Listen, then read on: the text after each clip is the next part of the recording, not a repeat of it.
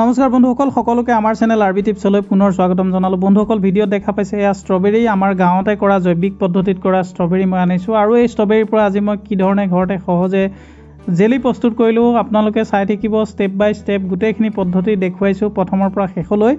আপোনালোকে চাই ভিডিঅ'টো নিশ্চয় ভাল পাব। আজি এটা নতুন বিষয় ভিডিঅ' আপোনালোকৰ বাবে লৈ আহিছোঁ। এই ভিডিঅ'টো এইকাৰণেই আনিছোঁ যে এই সময়ত যথেষ্ট পৰিমাণে ষ্ট্ৰবেৰীৰ উৎপাদন হয়, আৰু যদি ষ্ট্ৰবেৰী আপুনি খেতি কৰিছে তেতিয়াহ'লে আপোনাৰ কাৰণেতো ভালেই। আৰু যিসকলে এই ধৰণৰ ঘৰতে যদি জেলি প্ৰস্তুত কৰিবলৈ বিচাৰে তেতিয়াহ'লে এই ভিডিঅ'টোৰ পৰা সহায় হ'ব বুলি এই ভিডিঅ'টো প্ৰস্তুত কৰা হৈছে। আশা কৰিছোঁ ভিডিঅ'টো চাই আপোনালোকে ভাল পাব। প্ৰথমতে ষ্ট্ৰবেৰীখিনি চাফা কৰি লৈ তলত লাগি থকা যি পাত সেই পাতখিনি এৰুৱাই পেলাই ধুনীয়াকৈ কুহুমীয়া গৰম পানীত এই ধৰণৰে ধুই লোৱা হ'ল।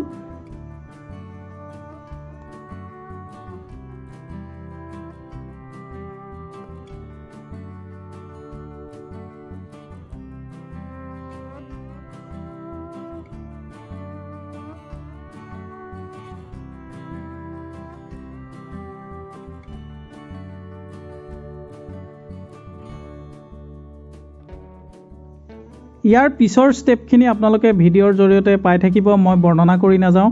আপোনালোকে ভিডিঅ'ত দেখা পাই গৈ থাকিব আৰু শেষলৈকে ভিডিঅ'টো চাব যাতে আপোনালোকে সম্পূৰ্ণ সহজভাৱে ঘৰতে ষ্ট্ৰবেৰীৰ জেলি প্ৰস্তুত কৰিব পাৰে। আৰু এই ধৰণৰে আপুনি ষ্ট্ৰবেৰী বহুত দিনলৈকে সংৰক্ষণ কৰি ৰাখিব পাৰে।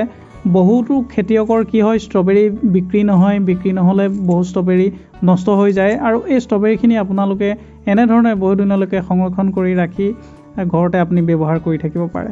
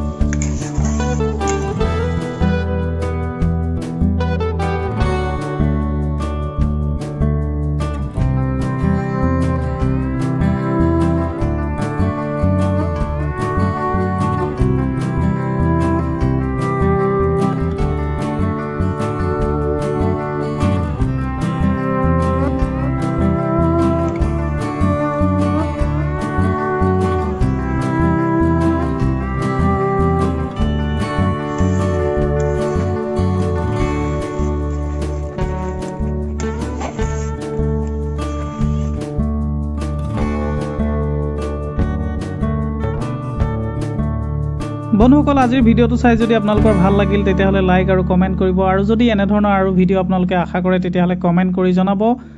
আৰু আমাৰ চেনেল যিসকলে এতিয়াও ছাবস্ক্ৰাইব কৰি লোৱা নাই, অনুগ্ৰহ কৰি আমাৰ চেনেল ছাবস্ক্ৰাইব কৰি ল'ব যাতে এই ধৰণৰ ভিডিঅ' আপুনি প্ৰথমেই চাবলৈ পায়। বহুত বহুত ধন্যবাদ।